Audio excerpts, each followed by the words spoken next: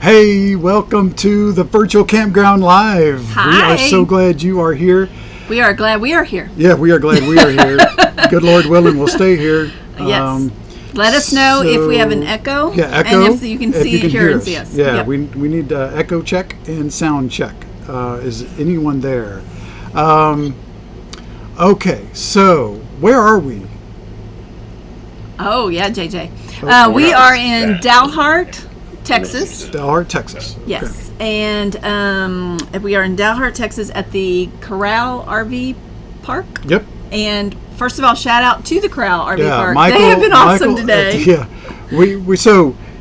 Thank you, JJ. Thanks, JJ. We have had some internet issues today. Surprise! Shock. I am so shocked. Shocked. And I've been working with Michael, who owns the campground, and we've been working with technical support, and they have promised us that that there will be no internet issues. But we all know how that goes. So what we're going to do is we're going to get to Chris and Cherie pretty quickly here, and we're going to fight through it. So if you're on and we drop out because of internet issues, hang out with us. Don't give up. We're going to be back, and then we'll just piece this together as best we can. That's right. So make sure to get your questions in as soon as you have them, so that we know to ask them. So if we are buffering and we can continue on with Chris and Cherie, then we will do that, and we'll get everybody's answers. That's right. Right? All your answers will be answered. Yes, because we have the two people that know the answers to everything.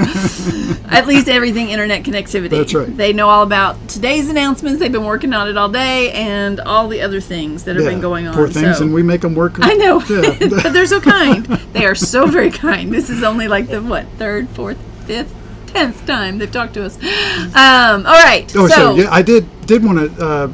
Speaking of Corral, I did have that. Oh, good. There's their phone number.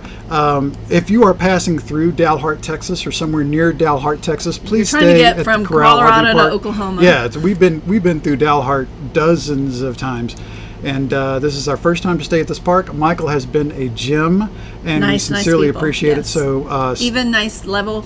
Oh yeah. Slots. Great place to stay over for a night or a week or a month and hang out. So thank you, Michael, for all your help. Yes. All right. Well, should we launch right into it? I think we should, because I'm scared to death. So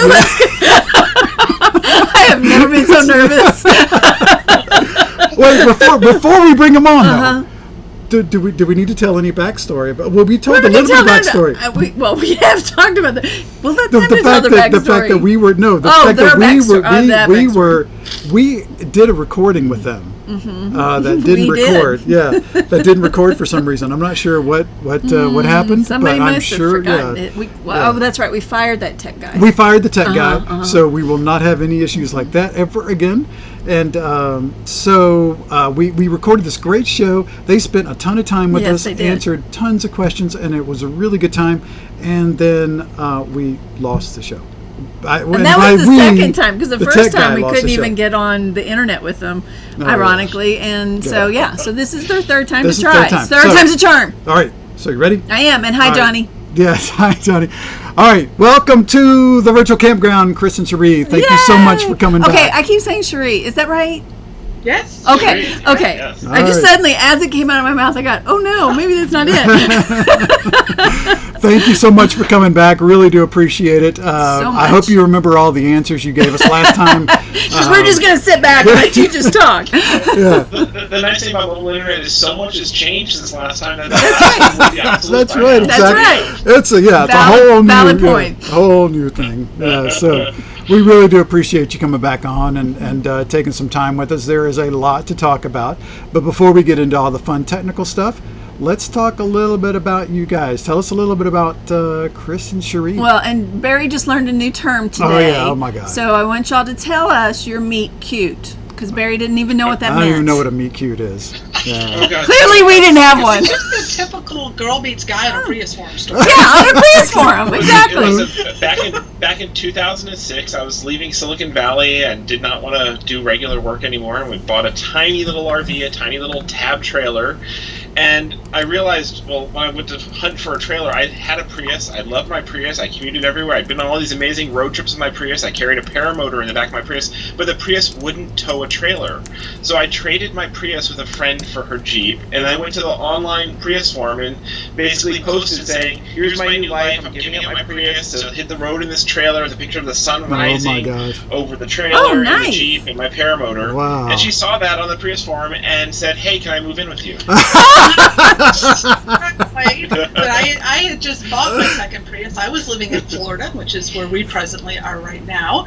And I was in California. And I had bought a Prius. I had put my house up for sale, and I was planning to move to the San Francisco Bay Area and kind of continue my work from home life there and possibly go back to grad school or something like that. I thought, oh, that'd be fun and launch a new community. And I've been paying attention to the Prius forum because if you've never owned a Prius, you might not know, or any electric vehicle, when you go into you go to reverse because it's so quiet, they have to beep. Oh my gosh. Oh. Annoying. So I was on the Prius forum looking for ways to turn it off. There's a way to hack it. It's like if you put your seatbelt in so many times and clip your heels, so many whatever. And I was looking for that, and I saw his post. And it actually turned out that we had friends in common out in the Bay Area. And I recognized him and said, hey, I'm coming out that way. Maybe I'll see you at Burning Man this year on my way across country. And that just launched into... We became pen pals, and then it was many months later that she actually made it out to California, and we got together for our first date that was 27 hours long, and by the end of that date, she's like, come out to Florida, and let's go on a cruise. And I was like, sure, my house has wheels, I'll be there. Wow. And that was... well, actually, we'll be celebrating the anniversary of our first date, our 14-year anniversry this weekend. So. Wow, congratulations. That's lovely. Now, I have never heard a better meet cute than that. No. Well, that's because you don't know what a meet cute is. That's awesome. Okay, so y'all lived together, or eventually came to live together, and then went around in an RV for a while, right? And then for a while, about 12 years. 12 years. Oh my gosh. And then at some point decided also to split your time with a boat. Right. So when we were communicating back then, he was already on the road in a trailer. I already owned a pop-up camper that I was doing weekend trips in here in Florida, and I was a software developer. I just needed internet to work remotely, and I was already doing that. I was tethering off my hotspot off my smartphone. They had mobile internet way back. And I was already doing a lot of personal travel and still working remotely, and so we started talking about, well, yeah, I could live in an RV and travel around if you can provide the internet and the solar power, sure. Mm-hmm. But then we also just both talked about that it wasn't just about RV travels that we wanted. We both had wanderlust. We both loved to travel, and we talked about we both had a fascination with life on the water, and so we were talking about boats way back before we even met. We actually talked about boats on that first date, yeah. Oh. Yeah. Wow. So finally in 2016 is when we started shopping for our boat. We bought it in 2017. And we're aboard our boat right now, but we still have two RVs as well. We have a vintage bus conversion that we keep out in Arizona. We have an RV lot out in Arizona. We are currently in Florida aboard our boat. And we have a camper van that we use to drive between the two to split our season. And do weekend trips and state parks and all that fun stuff. And no fixed home base. It's been this entire 14 years without a fixed home base. So that is awesome. We keep it interesting, yeah. Nice. I like it. Yeah. And then, so when did Technomatia, which is more your now personal, right? But it was a business at first. No. Oh, okay. So we were both individually. We actually, the Prius forum was on LiveJournal, which was like a pre-Facebook online blogging platform. And when we came together, we were both bloggers on LiveJournal, and we just basically set up the Technomatia.com as it took each of our separate LiveJournals, any posts tagged Nomad, and combined them onto Technomatia. So that's Technomatia cool. just got to start as our combined personal blogs. And then over the years, we just grew it, and it was really mainly so our parents wouldn't call us to make sure we weren't down the road. That's one of the reasons we have this show. Yeah, that's right, exactly. A bunch of new friends, we would answer. Someone would ask, well, how are you getting your mail, and how are you working remotely? Right. We would just answer these questions, and then suddenly RVing became very popular. Yeah. And the questions we'd get the most were, how are you staying connected? How are you working online and all that stuff, which we were good at because we've got tech backgrounds. I was, been doing mobile internet since even longer than that in Silicon Valley lands. And so we started writing about mobile internet, and that just kept growing. And it was just all personal. And in 2017, the business I was running was a software development business. I had run it with my father since I was in high school. And he passed away in 2017. And beauty of this lifestyle is we got to be with him for that. Oh, nice. Yeah. And we decided, instead of carrying on the business, I got all of our clients situated with new contractors, and I wrote a book. I got so tired of answering the question about mobile internet, I thought, well, I'll just write this book. That's in 2017. No, that was 2013. It's longer ago than that. This has been a really long year. It has, I agree.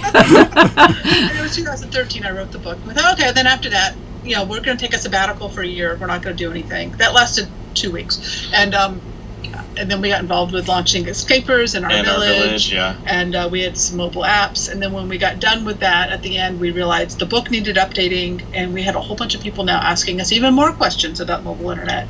And someone, at this point, it wasn't a business for us. And someone suggested, they saw that we were getting frustrated, spending so much time on these questions. Says, well, why don't you start a business? Why don't you have a membership program and help people? I'm like, no one in their right mind is ever going to pay a fee for us to tell them to basically buy Verizon, which was the default choice back then. Apparently, a lot of people needed help with this, and more people were, and we loved coaching through and all the combinations, and particularly at the time, like the great plan, and everybody's using this Millennicom plan. Right when we were launching, it got the rug pulled out from underneath it, and everybody was scrambling, like, we need something new, we need a new option, and we had to basically be there and help this trauma hit the RV world of everybody's favorite plan suddenly went away, and where do you go next? How do you get something better? And we've just built it from there. We're all member supported. We don't take sponsorships. We don't do advertising. We're not selling anything. And that allows us to give away a lot of free content, because that's what we like. That's where it all started. The content on your website is incredible, and that's what drew me in. And of course, then I'd get to the bottom of an article and be like, oh man, if I just became an MIA, I could read the rest of this article. And it wasn't that the top of the article wasn't worthy; it was fantastic. But you've got a little bit another level, a little bit of extra information, and it is so worth it. So. We became MIAs a couple of years ago. Even before we hit the road. 2 years. Yeah, so deeply appreciate it. Now, you took an interesting, I don't know when this happened, or maybe you did it from the beginning, but it's not like you set out to be a personal coach for everyone's internet troubles. You wrote these guides, and you're kind of helping people help themselves. Right. Guide themselves through it. And I see that it kind of is a constant thread through your Facebook group. Is we have all this information, go find out for yourself, because everyone's situation is different. I think that's one of the most frustrating things about this is so many of us in this market just want to know, just tell me what to do. But that's really difficult. It's difficult because people think, oh, I just need internet. Isn't this just like calling up Spectrum or Charter and saying, hey, I'm going to pay you $80 a month and you're going to give me internet? And it's not that simple on the road. And we tried to do one-on-one coaching with people in the beginning days of running the resource center. We did over 150 private sessions, and it took 2 to 3 hours per session to try to understand what someone's doing. Are you trying to do live broadcasting like this? Are you traveling to remote locations? Do you have a 9-to-5 job? And so when we'd get them through this, we'd help them find a good setup, and they'd be like, "Yay, I got it all working." And then something would change, something new would come out, because they hadn't really learned to understand it. They'd be calling back, like, "Okay, I need to start again from scratch. And I need to tell me." It's like we can't support everybody at that level. And at the same time, so that's 2 or 3 hours of time for one household. But we're also trying to create content that helps thousands. Yeah. And we just really realized we were driving ourselves crazy. Stress, and life's not about stress. And we weren't helping people understand the real challenges of mobile internet and what they needed to do to keep up with it. And so we in 2017 is when we quit doing the private advising sessions and really switched to educational. That's when we started launching classrooms, and now we have a video course, and we focus more on reviews and hands-on stuff and doing more interactive guidance in our member spaces. Yeah, so we've got forums and we do webinars and stuff like that where people can still get one-on-one questions answered, but we're not going to we're not going to handhold them through every step of the way. We'll help them understand their homework and grade their. It's like, you did this, great. You're on the right track. Maybe go a little bit to the left or a little bit to the right. And it's in a venue where other people can learn what you're going through, which we think is very important. It's all about community and learning, and not everyone is going to want to post a question in a forum. Some people are just not brave enough to, or they're afraid to, and this helps those who are more observers to also learn as they go through. Absolutely. Yeah. Now, one of your one of the people on your staff, was it Liz? I may get that name wrong, but Liz. Yeah. So she's been great about someone will post a question, and then she'll pretty quickly get in there and say, well, here's the document or documents that that help you go the right direction. So lots of great information there. I have a ton of questions. You want to? Sure. First of all, you were talking about. I just want to clarify. So you have your website, and I know you guys got a huge library of information on that. Just lots of free information, and then of course you mentioned the MIA. Mm-hmm. Tell everybody what MIA is. Oh yeah. The Mobile Internet Aficionados is what it stands for. It's the MIA. That is the premium membership level. So the free content is out there. If you have basic needs. Use it, please do. Yeah, and we're not supported by advertising or sponsorships, and there's no, even if you're just getting the free stuff, you're not going to be bombarded with ads and stuff. It's our gift to the community. It's funded by the members. We take more the PBS model. Yes, it's viewer supported. And then we also have a YouTube channel, the Mobile Internet Resource Center channel as well. So we do put out our news articles. We're tracking news all the time. So, like today, Verizon launched their 5G nationwide network. So that article is right now being polished up by our staff, so we can publish it when we get done. So there'll be a new story that's going out tonight, and then tomorrow will be the story of all the specs of the iPhone 12 dissected. So that's a lot of what we're constantly keeping up on this sort of stuff, and to make it a full-time job, and it is a full-time job. We have now us, and we have 4 staff members that are paid. But it is all funded by our premium members, and for that they have access to those interactive forums. They get our hands-on reviews. They get heads up. So if we get a heads up on a new plan coming out, they're the first to know about it. Because a lot of times that are too good to be true, and then we're like, tell people jump on this now before the carriers wake up. Exactly. Because y'all often, at this point in having this for so long and being such wonderful influencers, you get a lot of times some inside scoop that you can pass on to your MIAs, and so they really might find out about an unlimited plan that nobody else knows about. Like we did. I mean, because weeks before we were going full time, you put out that alert about AT&T, Nighthawk, Netgear, and unlimited plan, and we went and grabbed that day, and have been. Sometimes we'll get scoops from some of our insiders who say, "Hey, look, I'm getting word that this plan that you've been promoting is going to be retired in 2 weeks." Well, I can't go and create a story about that. I can't reveal my sources to the public, but I can give my members a heads up that get this now or forever hold your peace. peace. If you've been thinking about this, get it now, because if you don't, I have no sympathy for you. You have missed out. Exactly. So, and we have quite a few companies that get us stuff. We sometimes get products in advance and stuff and things like that, and actually even sometimes exclusive discounts to pass on to our members, because we say, don't give us affiliates, just give us discounts we can pass to our members, because that's they're who support us. Yeah, that's awesome. Nice. That's great. So, okay. So, what was my question? Oh, so also, you have. Do you still have an app? Yes, you have an app on the coverage, right? That shares. You have 3 apps, right? Yep. Tell everybody what those are. So we have coverage, which we take the carrier's coverage maps and put them on your phone. So if you're carrying AT&T and Verizon, you can create your own personal coverage map. And they're based on the carrier's maps, which are in part marketing and a little optimistic sometimes, but it's a good complement to using Campendium and Campground Reviews and OpenSignal and other sorts of resources. And the maps are on your phone, so if you don't have coverage, you can still look and see which way to go to get it. So it was, back when we wrote the app originally, it was so far back that there was a lot less coverage than there is now, so it was very handy to know this town, drive that way. Right. We have another one called State Lines, which tracks state laws that change as you cross the border, influenced by the always changing alcohol laws. Can you buy beer in the grocery store? And is the alcohol... This year's been a big one. knowing that the next state you're traveling to taxes alcohol at like 10 times the rate of where you're at right now might influence your shopping decisions. Wow. And there's other laws besides alcohol, but that's what it's It's the important one. Yeah. That's U.S. public lands, which overlays the public land boundary maps. The BLM maps and stuff like that. So yeah, these are all things that we did kind of 10 for years fun. ago, 10 long years time ago, ago. we started in the App Store. But now there's a lot of other resources where you can get those maps because the sources for them are now more available. So Campendium has them built in now for their premium members as well. So it's awesome to see them now being integrated. But people can find yours on your website? Yeah, the apps. And in We the App linked Store? them all on the website at technomatia.com, and then they're in the Google Play Store and the iOS App Store. So just search for Technomatia, we'll find them. Okay, perfect. That's perfect. Technomatia, yes. Teresa says, "Oh my God, she needs that app."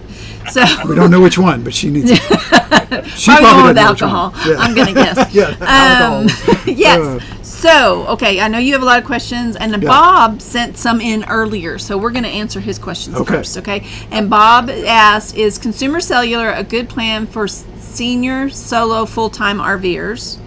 And he specifically had asked about senior citizen wireless services. Okay, so Consumer Cellular gets their plans mostly from AT&T, sometimes T-Mobile, and they are smartphone plans. So before we get into specific plans like that, I think we should back up a little bit and describe the 3 basic ways that RVers get connectivity. Oh, yes. Perfect. That was one of my questions. The first is what you guys are doing right now, is you have convinced a campground to give you really good campground Wi-Fi. Exactly. That's not usually an option for a lot of us. Campground Wi-Fi is usually not something that is something you can rely on. So if you're working remotely on the road, campground Wi-Fi is one of those things that it's nice as a backup option or when it works, or when you can really work with a campground manager to optimize your performance. That's not something that, usually it's too slow, it's too finicky to rely on. If you find good Wi-Fi, it's kind of like winning the lottery, but once you've figured out your other ways online, once you've got cellular working well for you, you stop even paying attention to campground Wi-Fi is how it's gotten for a lot of us. Yeah.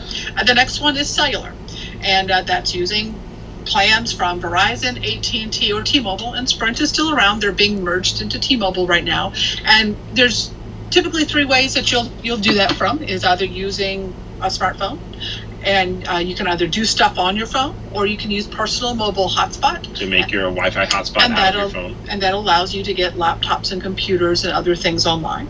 The other is getting a mobile hotspot device. Sometimes you might know them as a Jetpack. This is a brand new 5G one from Verizon that we have in on evaluation. And this basically is like a smartphone, but without the phone part. It just does the mobile hotspot portion of it. Connects to the cellular network and makes a Wi-Fi network for sometimes up to like 25 devices, and stuff can all share that. And then there's more advanced cellular routers. So these are basically... That's actually a cellular router right there. Here we go. Here, I'll use this as an example. This is the Wi-Fi Ranger Aspen. It's the one we're not using right now, so I've got it as a prop. Basically, It has the hotspot inside of it, but it also goes a little further. It's got wired ports on it. You can also USB tether in one of these hotspots, so you can get extra power from that.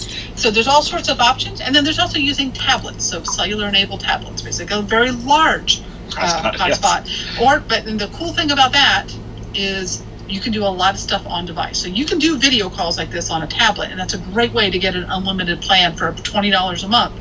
And use a tablet. That is the catch with cellular, as everybody runs into the carriers having various different meanings for what unlimited means, and particularly if you're trying to use cellular like people use home internet, where they're getting their laptops and their TVs and their everything else online. Suddenly you run into all those limits that are tacked onto those unlimited plans, and you need to start navigating your way through the loopholes and gotchas and fine print to find ways to actually get the things done that matter to you done. Yeah. So, and then the other option is satellite. Right now, the current options, not so great. They require large equipment you have to set up. You have a lot of latency because you're shooting a beam up in 20,000 miles in space, and they have slow and they're expensive.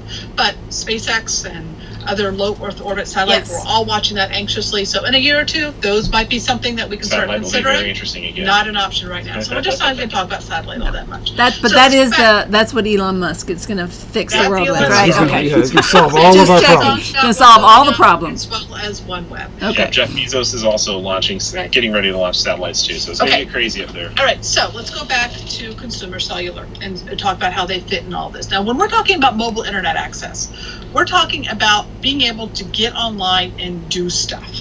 And for a lot of us, that's working online, that's homeschooling online, that's getting our streaming Netflix, doing video chats like this. It's not just stuff that you do on your phone necessarily. So we're looking at the mobile hotspot data that comes off of a phone when we're determining, is this a mobile internet source? Now, consumer cellular is a smartphone plan. It is on the AT&T network, and they're reselling it. And they have an unlimited plan on it, but it actually caps you at, and forgive me if I can't remember this exactly, there's only 400 million plans on the market right now, but I think they cap you at 22 gigabytes of data per month hard or something in there. And by default, their plans do not include mobile hotspot use. You have to ask for it. So we generally don't consider consumer cellular a mobile internet solution, but they can be a great smartphone plan. So it's a great plan, but it's not a mobile internet solution as far as, I mean, it's maybe if you have moderate needs, but when we're talking mobile internet, we have people who are doing a lot of it's data stuff. It's not one we track that closely, but we do have a entry on our resource center on consumer cellular that goes into the details of their plans. Yep, and the catches in the fine print. Yep. And oftentimes you don't understand that fine print until you've got this plan, and then suddenly you're capped, and you've got 3 more weeks in a month. It's very important before you go shopping for plans and gears is to assess what you're. Okay, so we are sort of back live. I think so. I think so. You never know. No, you don't. Well, according to your phone, we're not. No, the phone's going to be delayed. Okay. Let's ask all of our adoring fans.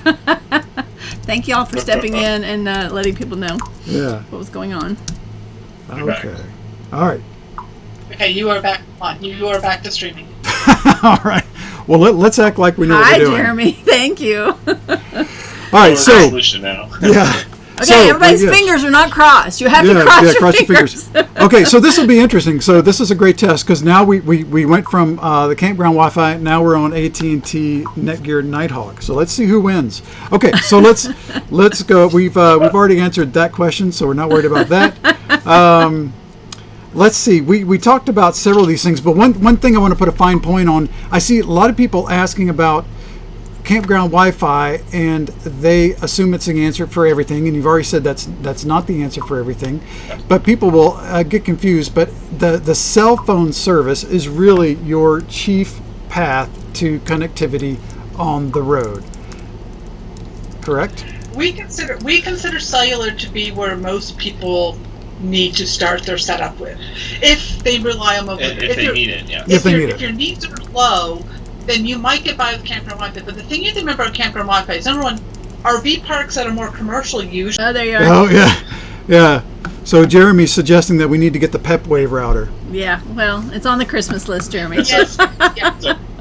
So right now we are broadcasting our side with AT&T and Verizon bonded together via a PepWave router. So even if one of them goes down, there shouldn't even be a hiccup. So that's the sort of redundancy. We kind of unfortunately, our lack of hiccups does not translate to No, yeah. Like jumping out of an airplane. Show off. It's really nice to have or shoot if the first gets tangled. Yes. That is definitely on the Santa Claus wish list. Larry, put that on your list wish. Yeah, so, since you brought up bonded routers, let's talk a little bit about that since we're live for a couple of minutes. Tell us, their PepWave was geared more for buses or other transit, if I recall correctly, but they have really come down. They've made some almost consumer level, but they're still very rugged devices. That tell us a little bit about what that bonded component means for us. So absolutely. So PepWave has a tradition of creating what we call enterprise level gear. They have some consumer stuff, but a lot of their routers have been priced in the $2,000 to $4,000 range, Wow. which is outside the range most of us are willing to put into a mobile internet solution. But it's really quality stuff. But about this time last year, they changed their pricing model. So one of their options, which is a dual modem router. So it's got basically you take two of these and you cram them together into one unit.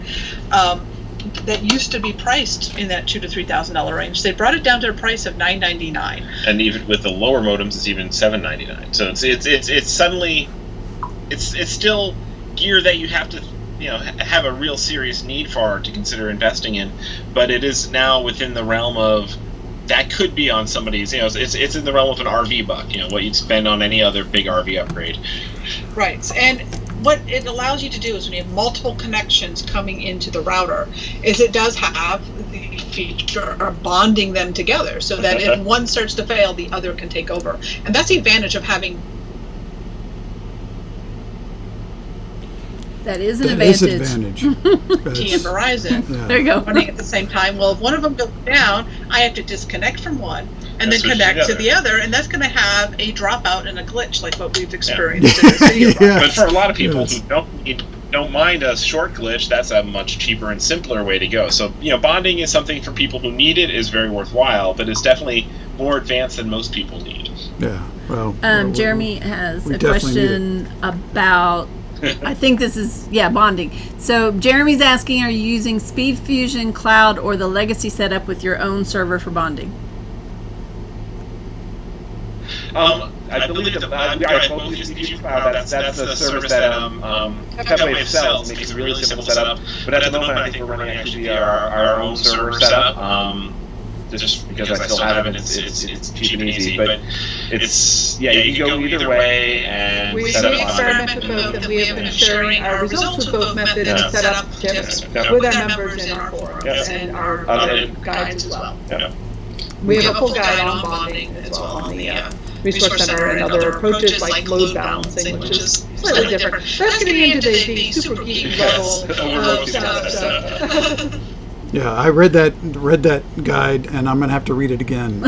Super. Yeah, it's There's a lot of benefits, but you are moving into more network engineer level stuff when you're moving into routers of this caliber. So we do try to. That's one of the things that we have people assess is how technically comfortable are you and how willing are you to learn and dive in. And people who want to keep it simple should stay away We from try routers. to talk to people and keep it as simple as works for them, and we often talk to people about outspending money. It's like, really, don't go buy that booster, don't go buy that fancy router, because your needs, once they describe them, you can probably get by with less. Right, and one of the big problems that we have in the industry right now is data plans. Hard to find. Is finding data plans. We all want what we call unlimited. Home internet style. The carriers, their definition of unlimited is you get 15 gigabytes of data at high speed, and then you're hard throttled down to a pretty unusable speed.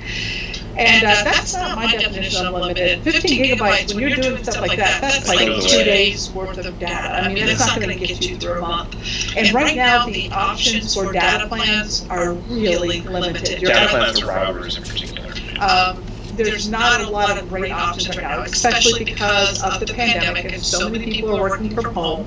Not just, there's a heck of a lot of people hitting the road and wanting mobile internet to work remotely, but there's also a lot of people that lived outside of major areas that did not have access to cable or DSL, and now they're also relying on cellular. So a lot of people are finding ways to get around terms of service on the cellular plans to try to get usable data on cellular, and the carriers are continuing to crack down and make that more difficult. It becomes a game of whack-a-mole. There's loopholes found in this plan, people start giving guides to it or selling it, and then the carriers shut those providers down, and suddenly everybody's scrambling to find their the next mole to pop up through the hole. And so we try to tell people, like, we'll explain some of those different routes and what the resellers are doing and how to find them and stuff, but also we say, like, here's the legit ways to do a lot of work without having to get crazy creative, like using a tablet we started to talk about earlier. Is this amazing amount of stuff that We're getting echo.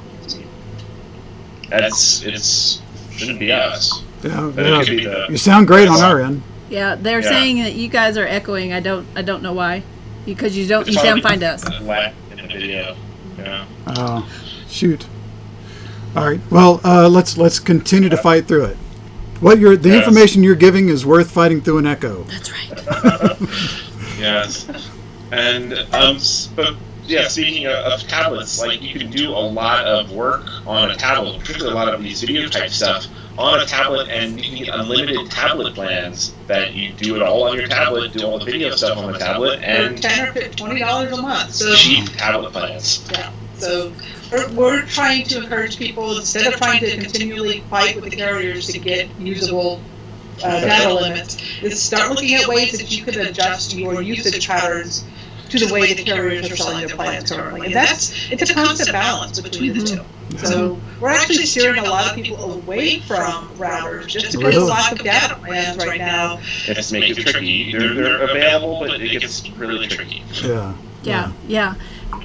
And I think I heard you one time say that really, I mean, for people to find out this information, obviously we encourage them to go to y'all's site, because if they go to the stores, I mean, the people in the stores don't understand living in an RV.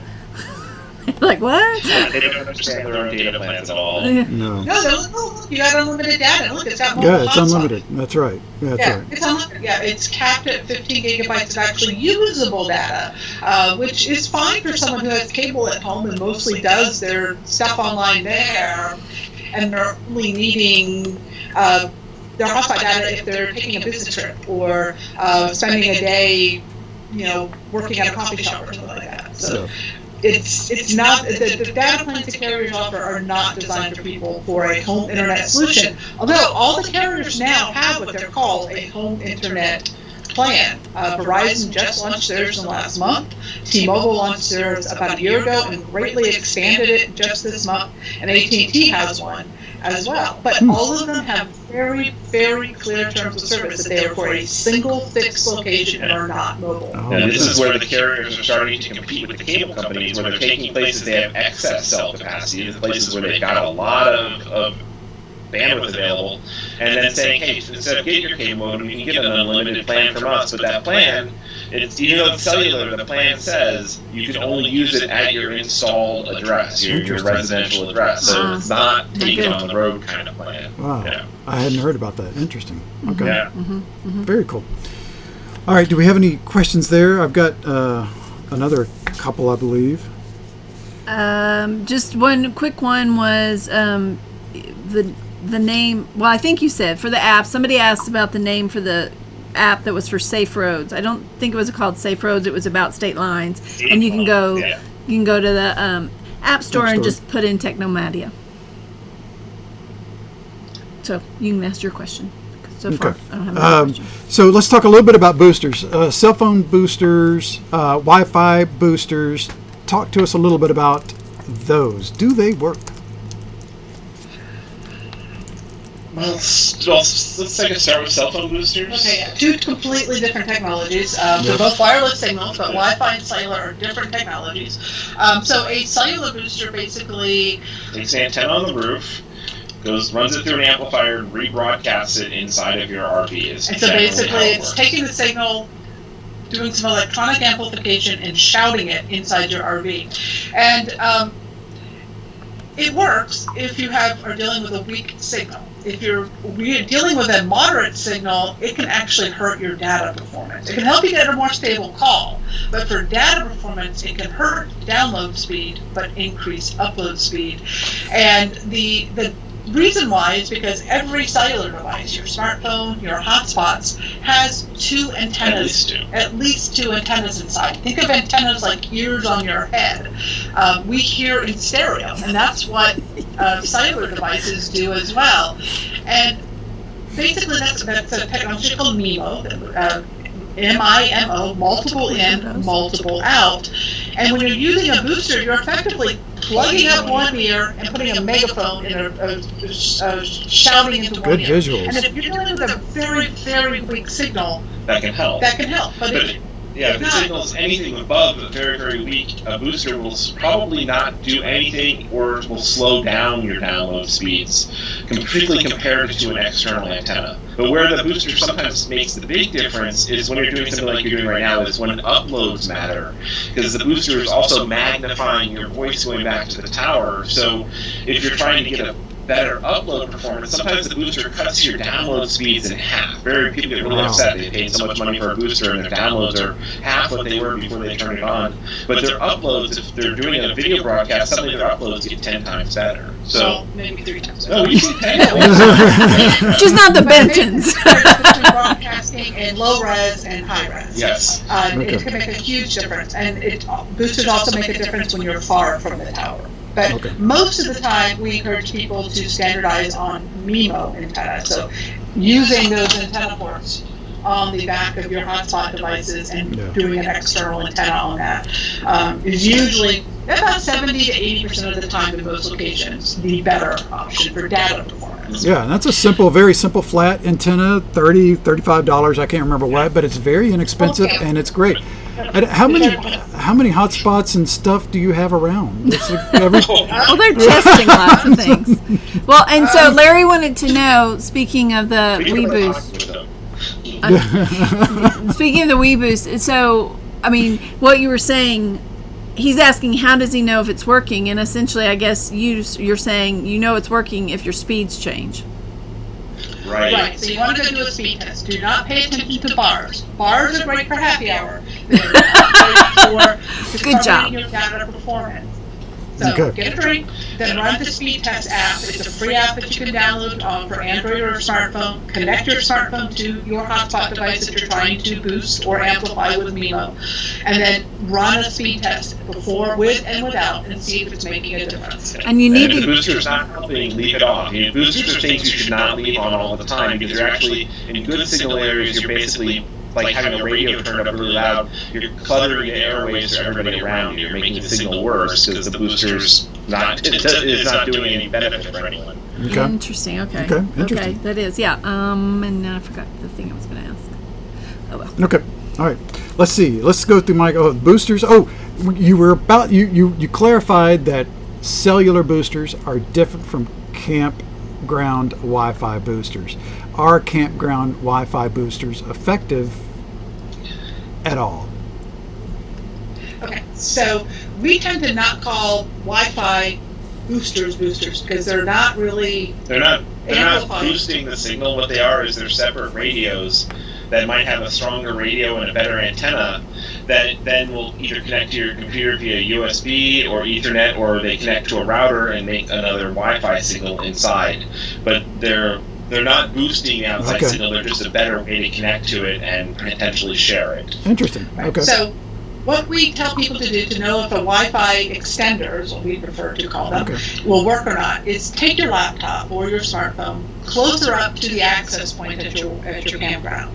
If you are getting better speeds there than you are back at your RV, then putting an antenna on your roof and aiming it towards that hotspot may bring back a portion of that speed to your RV. Okay. If it still sucks when you get up there, it's going to suck even more when you put an extender on.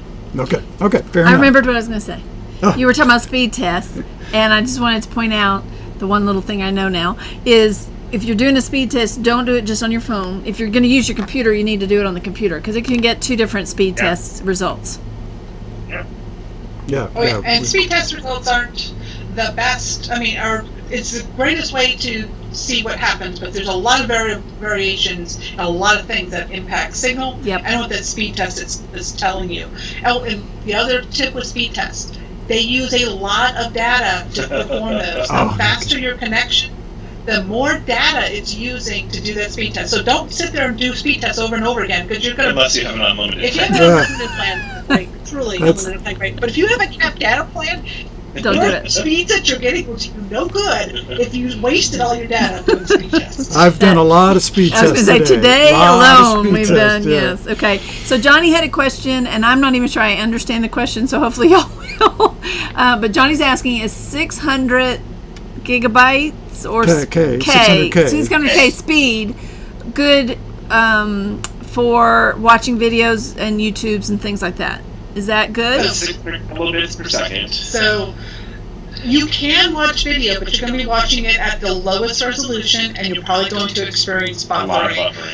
We consider 1.5 megabit per second, or about double to triple what the carriers throttle to after you hit your high-speed cap, to be the minimum that you want for a smooth DVD quality experience. You want 5 to 8 megabit per second speeds to do HD video. If you want 4K video, if your plan supports it, you need 20 to 25 megabit per second. That was a good experience, yeah. Okay. That's crazy. So 600 kbits per second, which is where the carriers throttle you after you've used up your data, is enough to get your email out. It's enough to have you can watch the web pages load. It's like, but it's not going to be fun. They make it that way on purpose. But you can. Netflix does video compression so well for mobile that you may actually get a usable experience on a small screen. For low F, something that doesn't have a lot of action and motion in it. Yeah, so 600. Netflix can work with that a little bit. And YouTube can work with that a little bit. But my cat is not going to watch video at 600 kilobits per second. She likes her. She moves on. Yes. All right, we had another Nighthawk 5G. Is it worth it? You got it right here. We have it right here. Of course you do. You got everything. Nighthawk 5G that was just released a couple weeks ago. We do not know yet because AT&T has been unable to activate it. Oh my gosh! We've been able to use it. With Don't they know who you are? But AT&T is having issues with activating it on 5G. So, but for 5G, but I would say no. And we're probably going to be giving this a pass because you get the 4G one. It's right behind you. This is $510. This one, which is the 4G version that has been out for 3 years, is $250. Yeah, we like that. The 4G version is a flagship device. It is still an awesome modem inside of it. The modem that's inside of this is slightly better for 4G, but not $250 better. Wow. And the 5G network is not there yet. So maybe in 2 years or a year, this will make more sense. But is where the AT&T's network is right now, I would steer people. It's not, unless you really want to be on the bleeding edge and or want something that is much more future-proof. The older one is going to be fine for the next few years. AT&T's 5G data plans that they came out to go along with this. That's okay. Get this, $85 a month for 35 gigabytes of data. Oh my and god! 5G speeds that'll last you 30 seconds. Oh my gosh! That's crazy. Okay, well, so you keep saying 5G, and today you mentioned Verizon came out with their 5G. So what is the scoop on that? So 5G, the Gs are the generations of cellular. So this is the 5th generation of cellular. There's basically a new technology generation every year that builds on every decade that builds on the decade before. So 4G came out about 10 years ago, and it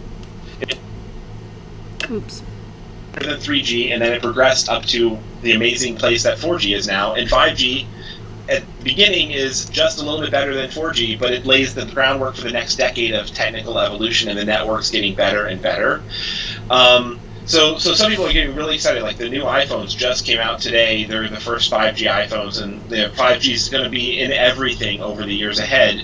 But where the networks are starting at, and the coverage is actually going to ramp up really fast and be a lot of places, but the speeds aren't going to be dramatically different right away. It'll be unless really you're good in core 4G. Urban areas. If you're in one of the areas, the core areas where they put in the infrastructure, I was just watching a friend of mine shared a speed test in downtown Baltimore. He got 3.5 gigabits per second. Oh my gosh. Today. That means you can run through your data plan in 2 seconds. Wow. Yeah, so in absolutely ridiculously insane speeds are possible as this technology starts to mature and spread, but the long-range, widespread 5G will just be really good 4G, but it's laying the foundation for the next decade. So as far as for mobile internet usage, we're telling people is still design around 4G, because that's what you're going to find out there in the places you want to go to, and it's going to be viable for many years to come.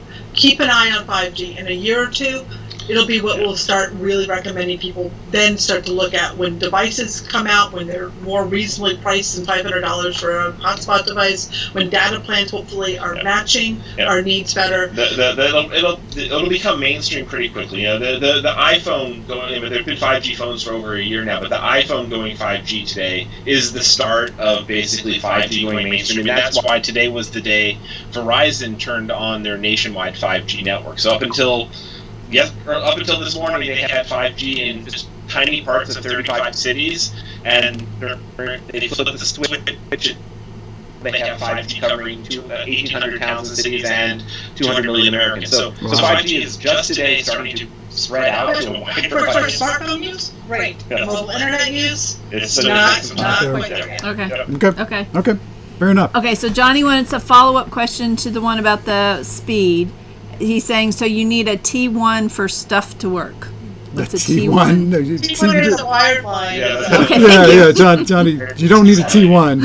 Yeah. Somewhere in between your 600K and a T1 would be fine. So most people, if you're getting 5 megabit per second down pretty consistently and about half a megabit per second up, you can do most things online. Yeah, just don't run a YouTube show. Yeah. Okay, so roll me away. Let's see. He missed something. Oh, the MIMO antenna. Yeah. So the MIMO antenna is what we're talking about there. Phones and tablets don't have antenna ports, but that's one of the things. The better hotspots, the mobile hotspots we recommend, have external antenna ports, and also a lot of the cellular-enabled routers like the Pepwaves have external antenna ports, so you can plug external antennas into them. So like this Netgear Nighthawk has. The antenna. And you can just plug that in, stick that antenna in your window, and it is amazing the improvements you can get for just the $40 antenna. Yeah. But yeah, a lot of the more basic hotspots don't have the antenna ports, and it is so worth it to make sure you get a hotspot that does have antenna ports. Okay. Yep. Awesome. Yes, Thank we had you. that question I think before that somebody had a hotspot and it didn't have an antenna ports, and it's like, nope, you gotta get one with an antenna port. And for those of you that haven't been to look around our YouTube channel, Barry did a 7-minute video that talks a little bit about the MIMO and the WeBoost as well, and shows how we have it hooked up without having to put any holes in the walls or anything like that. So yet we're going to do that one day. All right, so any other questions out there? What's the best AT&T hotspot plan if you already have a phone with them? So yeah, we kind of talked about AT&T doesn't have any super great hotspot plans. If you want to go direct AT&T on the Netgear Nighthawk for a true hotspot plan, or going with a Pepwave router, direct with them, your best option is $85 per month for 35 gigabytes. That sucks. AT&T does have something they call wireless internet. It is their own router device that is mobile. It has a battery in it. It's a little less capable than the Netgear Nighthawk, but you do have to purchase it separately. It's $200, and they have a 100 gigabyte plan for $100 per month. But the one that we're recommending right now for hotspots, routers, everything else is going with their prepaid subsidiary called Cricket Wireless, and they have a 100 gigabyte plan for $90 per month. And other than going with the resellers and getting an unlimited plan through them, which may or may not work tomorrow or next week or next year, those are the only options out there right now for AT&T. Okay, awesome. And why don't you talk just a minute about that reselling? Because I know we talked about that before. The idea that yes, people can go out there and buy plans, but it's pretty risky. Why? Right. So in the United States, there are only now 3 carriers that cover the nation. It's AT&T, Verizon, and now Sprint and T-Mobile are basically becoming one. And so any other brand you see is reselling their service, and the ones that you see that have like bigger brands like Cricket or Visible and stuff, where you see their name up in the corner of your phone, they actually have official contracts, and they have they're owned by the carriers. they're owned by the carriers and stuff. But then there's a lot of other of these smaller ones that you'll see popping up on. You might see OTR Mobile, Nomad Internet, Never Throttled, NetBuddy, a bunch of these out there. And basically what they have done is they have somehow gotten access to unlimited plans on the carriers, and they resell them to you.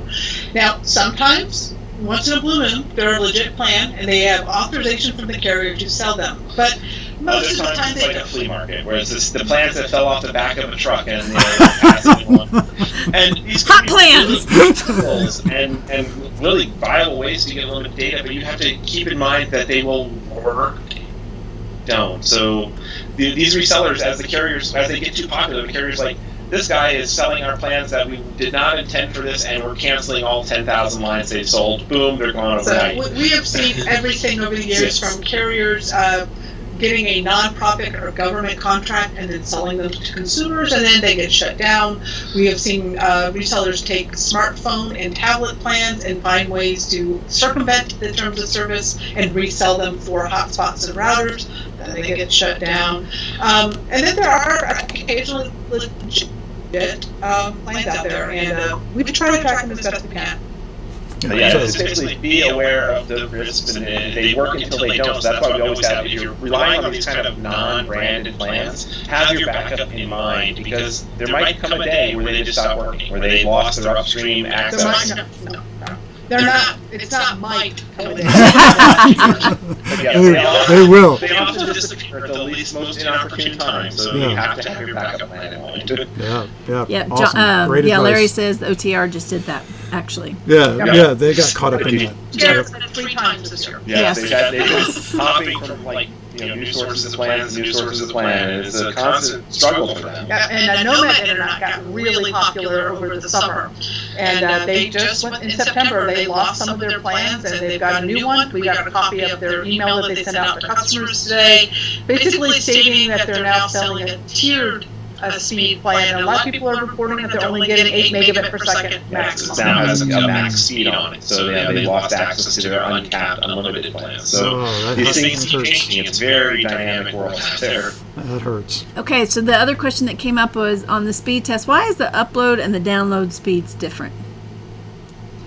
Well, it's a lot easier for the towers. Cell towers got hundreds of thousands of dollars of big equipment and giant antennas broadcasting down to you, and your phone has got a teeny little antenna and a tiny little battery trying to broadcast back. So the uploads have just a lot less capacity by nature of the scale of the radios. And that's why Booster helps with upload speeds, is because it's putting up megaphone on your smartphone or device to shout back at the tower. And another reason is the carriers actually choose how much of their spectrum they dedicate to download versus upload speed. And you'll even see differences in speed if you have cable at home, as you might get 100 megabit per second down and 10 up.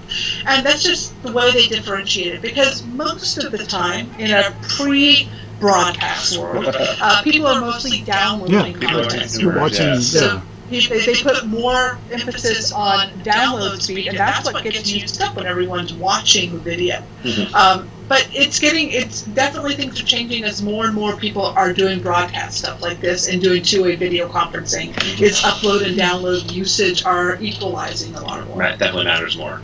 And so speaking of conferencing, I don't know if y'all even look at very much all the different apps that are available for people to do kind of this back and forth, but which ones have y'all found to be the best for, say, if I just want to talk to my kids as opposed to like if I'm Zoom trying to do, whatever. trying to do work. Yeah, Zoom or FaceTime or Skype. We've been personally using Zoom for a very long time, long before it was popular. Before it was cool. Yeah. We found that they are before it became a verb. They deal well with variations that we get in mobile internet, with connections slowing down and speeding up. Stuff, yes. So we do all of our webinars with our members. That's where we do our advising sessions with our students. That's where we do all of our work stuff with. For personal use, we just use FaceTime with our family because we're an Apple household. So.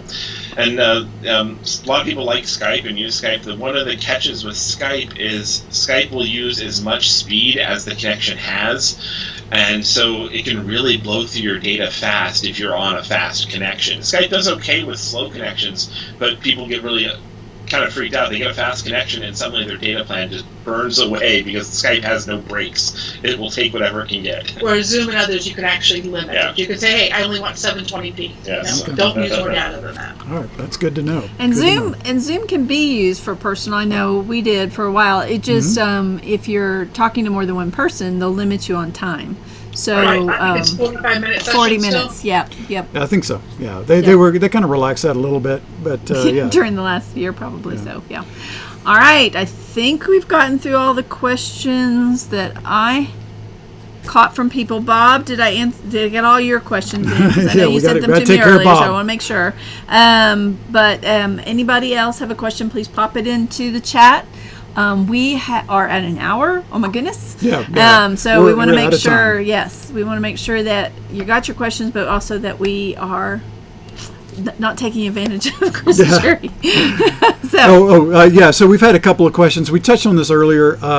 People are asking about satellite, Starlink, and whatever. So it's coming. Yeah, it's coming. Give it some time. Yeah, it's a couple of years. Starlink just last week they launched their 13th batch of satellites, and that is now enough for them to start the public beta. So once those satellites get to their final orbits, they say before the end of the year, and they will be able to start their public beta, and the public beta will be in the very northern part of the U.S. and probably Canada as well. So Washington State will be in on it.